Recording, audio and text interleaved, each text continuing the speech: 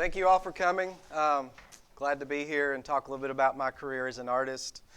And hopefully I won't bore you. I'm going to try to go through some of the aspects of being a professional artist and try to tie in some of the responsibilities that come along with that. Everybody would like to think that being an artist just means you go in the studio and you create artwork all the time and then you go sell it. That would be the life, but that's not how it works, unfortunately.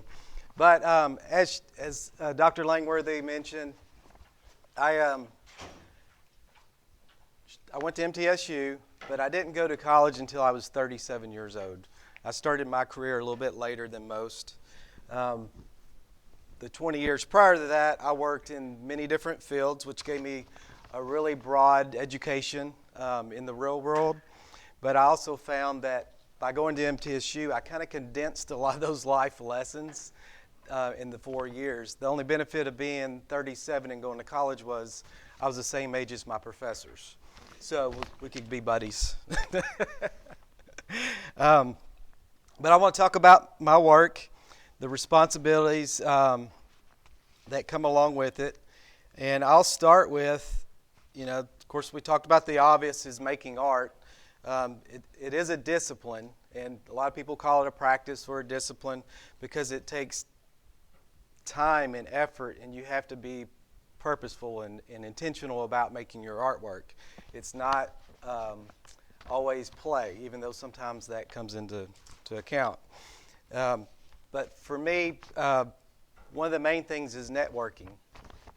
I'm not a public speaker, as you're going to notice, but this is, for me, networking. And I do things that I'm uncomfortable with because I know that down the road that's going to help me grow my business as an artist. Being an artist, you're an entrepreneur, you're a small business owner, and you're responsible for a lot of different moving parts. And after graduating college and trying to find myself as an artist, I knew I needed to get connected to the community. You don't make art and then keep it in your house. You make art and you expose it to the world, and to expose it to the world you need to make connections. So networking is vital.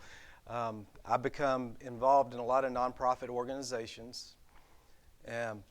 Elevate, which is a leadership community in Donaldson Hermitage, is one that started my growth. I've got to meet a lot of people in the community through Elevate, going through their program. Another thing that was a little uncomfortable for me, but because of that, I started getting opportunities. One of the big ones was there's a mural in Donaldson on the side of a party foul. And at the time that we created that mural, it was an old furniture building, and we was just trying to bring in some art and culture to the neighborhoods. So through my connections through leadership, I was asked if I would be interested in creating a mural. I haven't done anything like that, but I pushed myself to do a little research, and I came up with a way to include the community and to create this large mural without the burden or the stress of it all being on me. What we did is I drew the mural on the side of the building in just black and white, and then I invited the community to come out, and because it was drawn in a grid, each person got to paint one square of that grid. And then afterwards, I went back and kind of tightened up the lines and made it pretty. But because of that, I had 200 friends help me paint a mural. And it took us several months, but I still have relations from that. And because of those relations, I've been invited to give proposals for other opportunities similar to that. I'm in a collection downtown in one of the businesses because one of their employees came out and painted on that mural. They thought of my work, and then I got to do a large commission for them. Talking about my work, that's another aspect of being an artist. You have to share what you do to everybody you talk to. Not only do I talk in settings like this occasionally, but when I'm at an art show, shows are different. Some will be like an art fair where you have hundreds of people come by you, and they may not necessarily be there to see you, but you're part of another group of artists that are showing, and it becomes the elevator pitch where you're explaining your process or a little bit about why you paint the subjects that you paint, and you're doing them one after another, just constantly repeating that process. Then there's times when I'm talking about my artwork in front of an audience that's coming to a gallery to see me specifically. Now that presentation's a little bit different because then I'm talking to an audience that is there because of me. So they probably know a little bit about my work, but I still need to be able to articulate the things about my process or my subject matter that's important to help sell my work. One thing I never was good at in high school was writing content. I couldn't write well, can't read my writing, but I've found being a professional artist, writing is crucial to just about everything I do.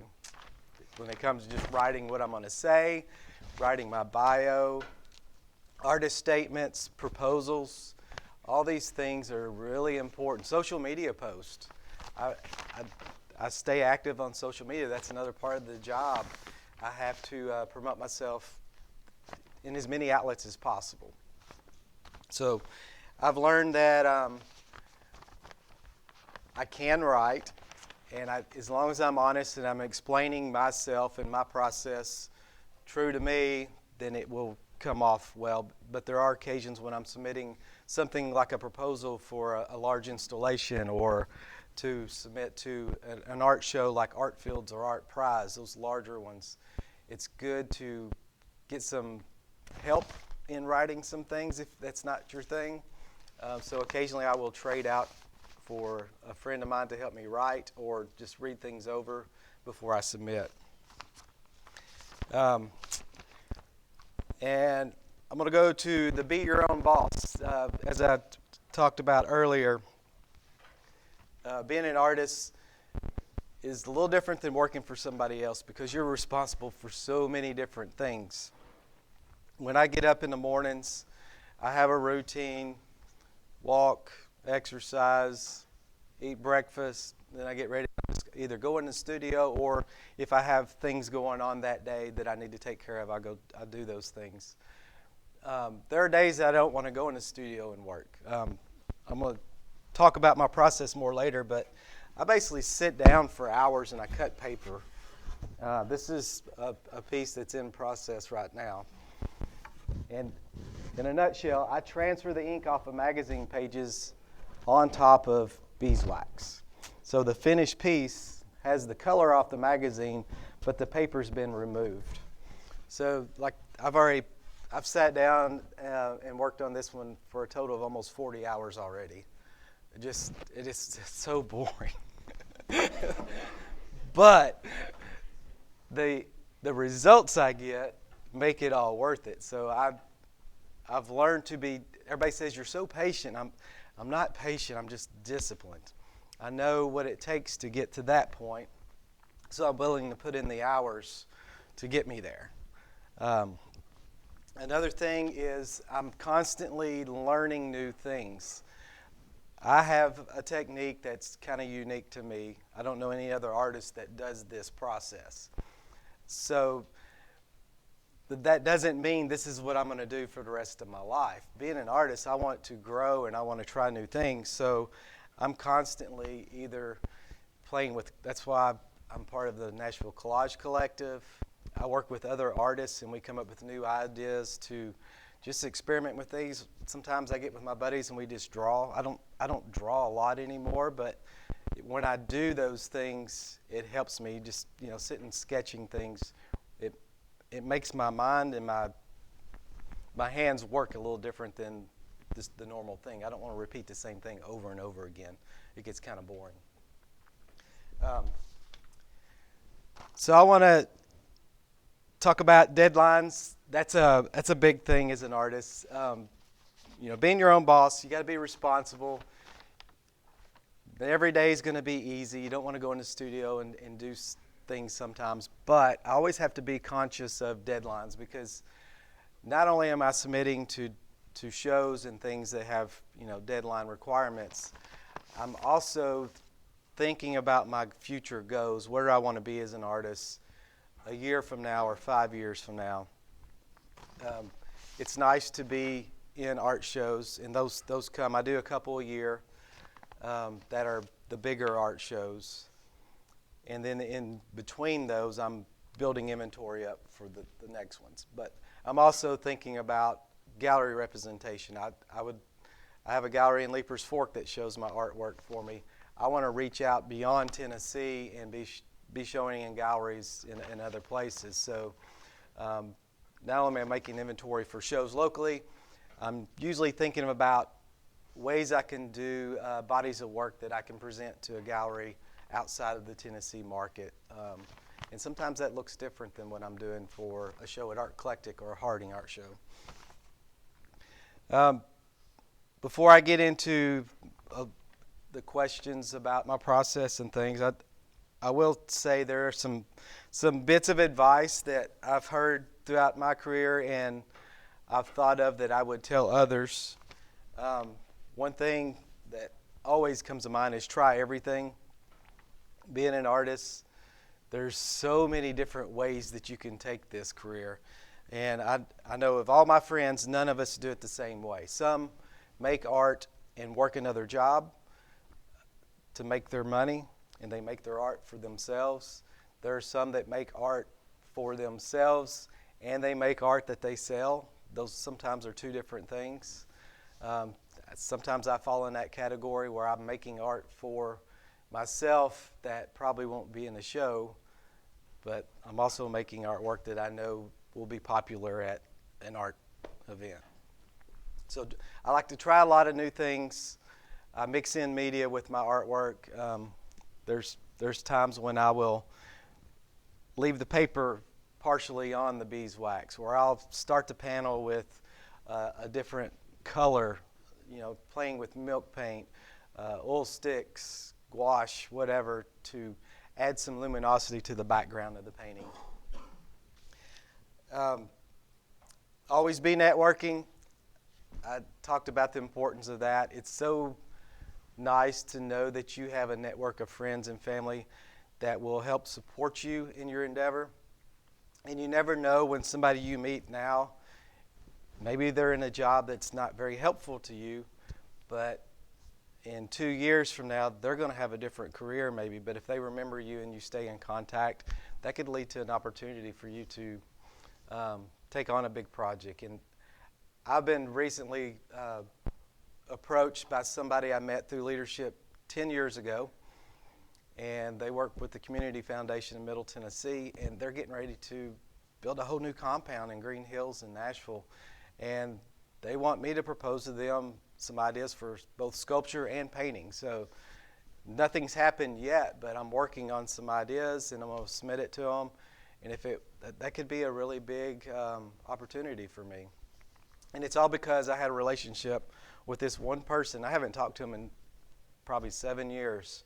And out of the blue, they thought of my work because of the project they have going on. So it's important to network. Try new things. We talked about trying everything. By doing these new things, you're going to look at your own artwork if you do follow this career in a new way, new perspective. And whatever path you do follow, it's important to love the process. Don't think about the end result always. You got to love the work that it takes to get you to that end result. In my case, it's cutting paper on hours on end. But because I know the end result, I've fallen in love with the meditative state I get in just sitting there cutting paper. Sometimes I don't have any music or podcast going, and then there are times where I'm just listening to different music each day. I'm going to end it right there. I know I rambled. I went on pretty fast there, but I want to leave enough time for some questions and answers. I do better in that setting anyhow. Yes, sir. How do you transfer the magazine ink to the whole unit? So I take beeswax and I melt it in a crock pot, and I take a brush while it's hot and I melt it or brush it onto the wood panel, and it lays flat. I smooth it the best I can with a metal scraper, and then the paper that I'm cutting, I'm putting the colors I want to transfer face down, and I basically take a wood block after they're all in place and I burnish it. I lightly sand it, and then you can spray the magazine paper with water, and the paper will turn to a pulp, and you can rub it off, and the ink sticks to the beeswax. And then at that point, I will hit it with a heat gun and fuse it into the wax, and then put a sealer on top of it. And I have some. Yeah, I was going to say I have some little brochures, little flyers that have the process on them, and y'all can look at these and see the steps of the process. There you go. I don't know if I have enough for everybody. We'll see. Yeah. Yeah, here, we'll just pass them around. Can I say one thing? Sure. They have some questions that they answer, so I'm going to invite them to take their phones out during the question-answer session so they can take notes. Oh, perfect. Yeah. All right, great, thanks. All right, so before we allow all these questions, this is fascinating to me. I have pulled up the slide. If you are going to need a pass from today, Link will get it from me, and I'll send an email to all your teachers. If you scan this with your phone, I asked you to put it away during the presentation. You're welcome to bring it out now. Scan this code, and as we're asking questions and finding more about what you're curious about, there's a little reflection that you can do along the way. Okay? So again, your phones are just to scan this and kind of do some interaction, but we'll go ahead and open the floor then to some questions. And sounds good. I already saw a bunch of hands there in the middle. Oh, yeah. Got in a green jacket first? Yeah. We'll go left to right. Left to right. To the process of using beeswax or just bees in general, like what was the attraction there? While I was at MTSU, my painting professor, Siegel, Houghton, she gave a class. I was a painting major, so we would try all the different mediums you could use to be a painter. We did acrylics, we did oils, we did all of it. Encaustic painting is a process where you use beeswax mixed with Damar resin, and there's 100 different techniques that you could use that medium. Well, she got to the point where she showed that you could transfer ink on top of beeswax, and there was something about that was intriguing to me. I loved the way it looked, because, and we talked about this earlier, but it kind of sat in the back burner for a while. After graduating, I painted in acrylics, and I did sculpture, and then I got to the point where I was creating my artwork, and I was trying to be a perfectionist, and I was getting frustrated. Sis Yvonne always told me to get a bigger brush, because I was always painting with the tiny brushes, trying to get all these minute details. Well, to kind of take my mind off of being perfect, I decided to go back and revisit the transfer process. And I realized that no matter what I did, I couldn't be perfect with it. So it loosened me up. And then while playing with it, I kind of built it into this thing where it became like this mosaic, where I was putting these puzzles together, making these larger compositions. So it did a lot for me. First, it took the pressure off of creating art, because it became fun again. It was something new. I had no end results in mind. I think that's sometimes the best, is not knowing where the artwork's going to go. You start, and here we go. But it was also nice to find something that I couldn't find anybody else doing. And I started doing videos on YouTube in 2010, trying to find other artists doing this. And all I was getting was people wanting me to teach them how to do it. And I'm like, okay. Yes? Since it's such a vigorous process, how do you even price your artwork? Pricing artwork is really strange, because there's so many factors that go into pricing artwork. First is, how much time and effort does it take to make the piece of artwork? how long have you been doing it? A lot of people want to look at your resume. An artist fresh out of college is not going to be able to sell for as much as an artist that's been working for 10 years doing that practice and building a reputation. Again, that's where the networking and talking about your work, you kind of put yourself at a little bit better level, even though that's not always the case. There are plenty of young artists that come out and get gallery representation and sell their work for way more than I would ever sell mine for.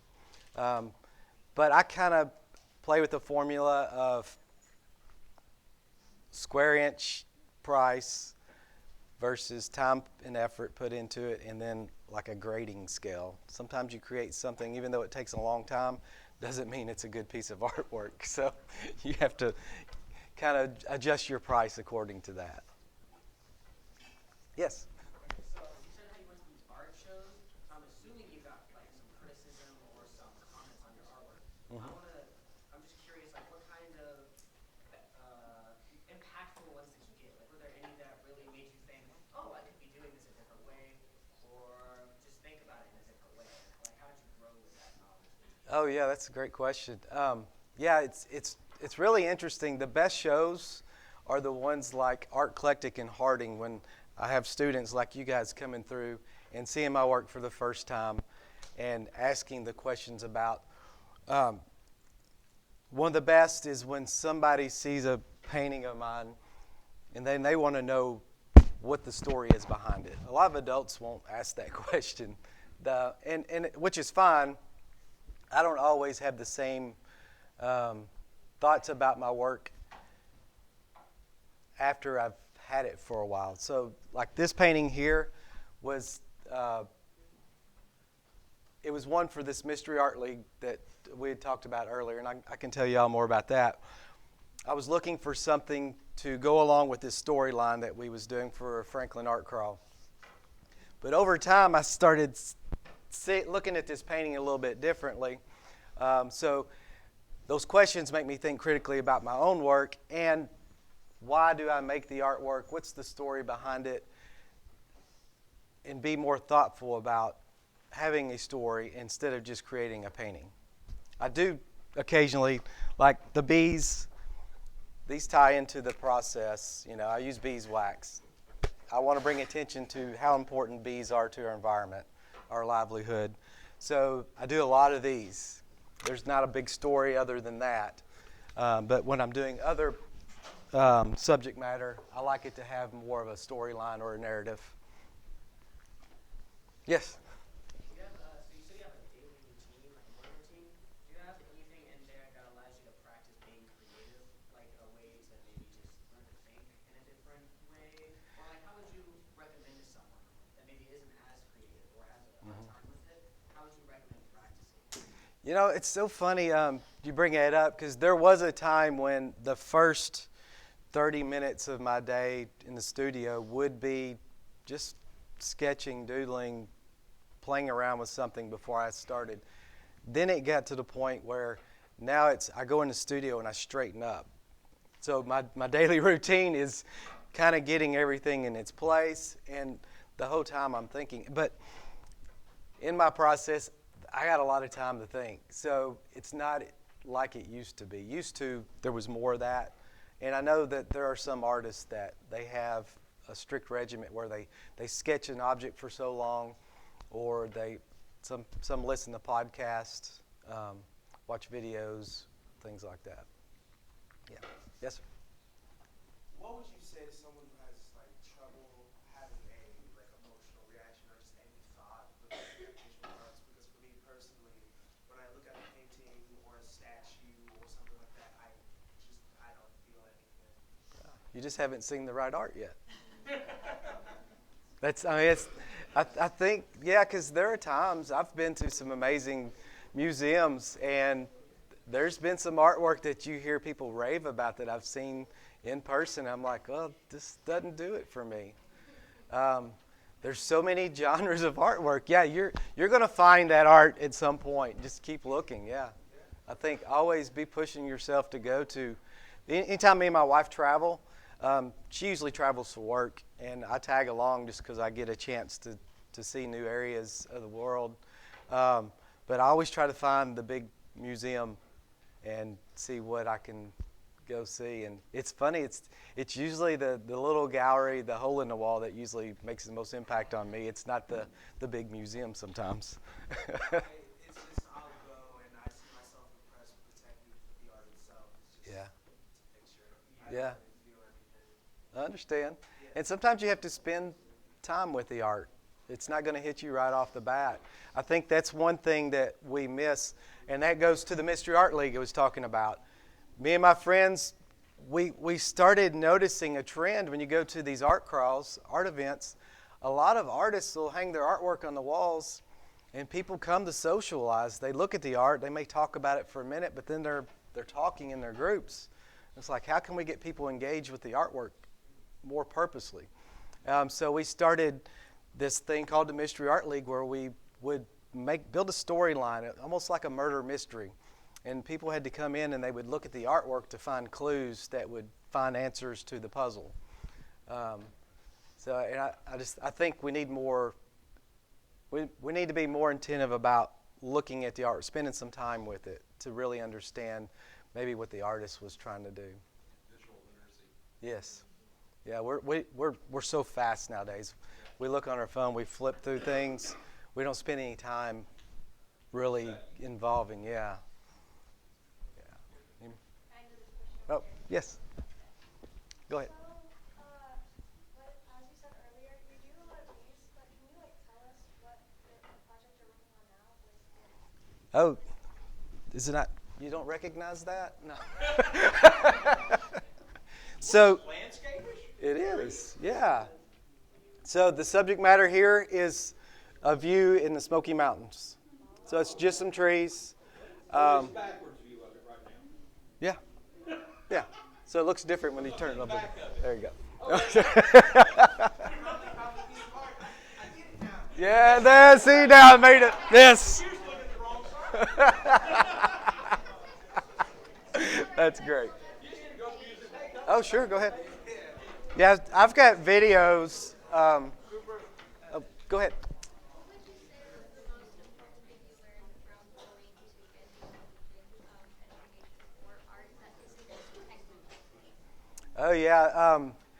Would you repeat your question? Yes. So her question is, what did I learn in college that was more than just technical? It was more about the overall being an artist. Probably the biggest is to put yourself out there and take chances. I remember when I left MTSU, I'm like, okay, now what? I got an art degree. What does that do for me? And I went to one of my professors, Michael Baggerly. He's a sculptor professor. And he started telling me to get involved with different groups. And so I did that. And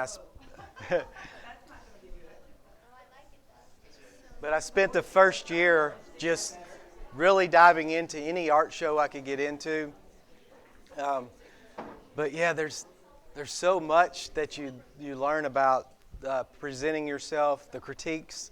That's probably the one thing I do miss the most is when we would finish a project, being in a small group setting and talking about the artwork amongst your peers and giving, critical feedback. It's always, yes.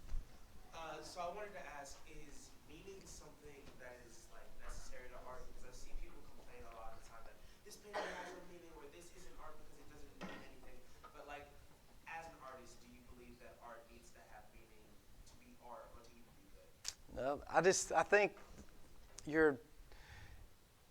it's going to mean something to somebody.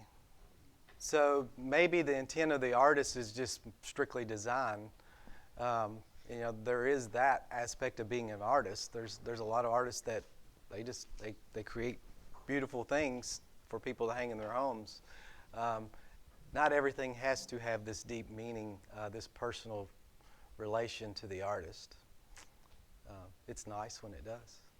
Yeah. There's some more back here. So once the piece you're working on right now is done, how much do you think you'd sell? That's a tough one. This size is usually around $1,200 to $1,500 for me. This painting is taking a lot longer than most of them do. So, It also depends on what it looks like. and it depends on how well it turns out. It could turn out to be poop. Right, yeah. Yeah. He has an idea. I got a vision. Yeah. Yes, sir. The longest it's taken me to finish one, I did a painting for Art Fields in South Carolina. This is one that I wanted to paint this 6-foot clown. But the deadline was coming up, so I had to be creative. So instead of making the clown and then submitting a picture of it, I wrote a proposal explaining what I wanted to do. And to take the pressure off of being done in time, I said, I want to finish it on site. And so I wrote a proposal. I want to do a 6-foot clown, and I want to start it in my studio, and then at the event, finish it live so people can watch me. And so I did that. I got accepted, and I think I spent, and believe it or not, it was only a little over 100 hours of actual sitting down and cutting paper. But it was a 6-foot clown. I thought it was awesome, and it was my biggest sell to date, as far as it was a $10,000 painting. Yeah. Yes. So you just spoke about pressure at deadlines. I'm just curious how you deal with that. Like, how do you keep yourself from procrastinating and really work on the thing you need to get done? Because I'm struggling. Yeah, it takes some discipline. I try to, every day, I look at my calendar. I keep a calendar in my studio. It's a yearly calendar. And then I have my tasks for the day on a whiteboard beside it. And I kind of look out, okay, I got a show in 2 weeks in Knoxville, I know, coming up. So up until then, I kind of figure out how many paintings I want to have completed. And I give myself plenty of cushion. So I'm always thinking 6 months out. It's a big help. Yes, ma'am. Where are you like selling your stuff? Like, where did you talk to the guy that paid $10,000 for So you submit to these shows, and in this case, that gentleman goes to Art Fields every year. And Art Fields is, if you're not familiar, it's a huge art competition in South Carolina. They turned this little town of Lake City into a huge gallery, basically. And people from all over the country, the Southeast, I think it's 11 states that you can submit your artwork. Every venue, like my clown was hanging in a Mexican restaurant. That was the venue. It wasn't a proper gallery, but it was a space that was known for hanging some really amazing artwork, I found out. So after the show came down, I got the clown back to my studio, had it boxed up, and I got a call like 2 months later, and he asked if I still had it. And I'm like, yeah. And he said, we'd love to come by and talk to you. And I'm like, okay. So this guy came from Charlotte, North Carolina, or South, is it Charlotte, North? Or, yeah, North Carolina. And he came to my studio, him and his wife and their little kid, at 7 o'clock on a Friday. And they said, we saw your clown painting. We loved it. And they wanted to, I guess, see my studio space and talk to me. They stayed for 3 hours. I didn't think they was going to buy it. I was showing them smaller paintings because I just assumed they just looking for something more affordable. And then he said, would you consider selling the clown to me? And I'm like, well, yeah. And I said, and it was in 16 panels, so it had to be assembled on the wall. And I asked him if he was okay hanging it himself, and he said he was. And yeah, they bought it, they took it home, and they hung it in their living room. Of all places, okay, you got a place for it. But I show different events like that. You always have your work for sale. I keep an active website. I try to find galleries that will represent me, like the Copper Fox in Leapers Fork. They sell my artwork for me regularly. Got one more question to Yeah. Sam's bit. Okay, sorry. They say imitation is the sincerest form of flattery. So have you noticed anyone trying to emulate your artwork, either style or process? It's funny you say that. I have tried to teach people to do this process so many times. And occasionally I will get somebody that will do a painting or two, and then they won't do it no more. So I've done workshops. I taught a workshop at Belmont last year. I think it was last year. It might have been earlier this year. Anyhow, everybody loves the process to look at it, but I think once they figure out the time and effort that I put into creating the compositions, they lose interest. So far, nobody has taken me up on that other than asking questions and kind of playing with it. Yes. That's the last question. 'Cause They got good questions. Yeah. Go ahead. Yeah. Okay, so what do you think of like illegal art, like graffiti and things like that? What's your kind of opinion on that? Well, I wouldn't say I support doing things illegally, but I love graffiti, yeah. And I know a lot came from that. It does bring awareness to the arts. Some people don't necessarily agree with, the way they're going about it. I think there's ways that graffiti artists can make a showing without vandalizing property. So, yeah, that's a good question. There's the Nashville Wall Projects there's an artist there that I talked to. She had friends in New York that there's apparently this underground graffiti thing in New York that you have to go like literally underground in these like old subways and stuff to see the artwork. There's a documentary coming out on it at some point, but yeah. See, that might move you. I think it looks cool, but I don't really necessarily feel anything about it. No emotions, huh? Okay. Well, you're just a tough cookie.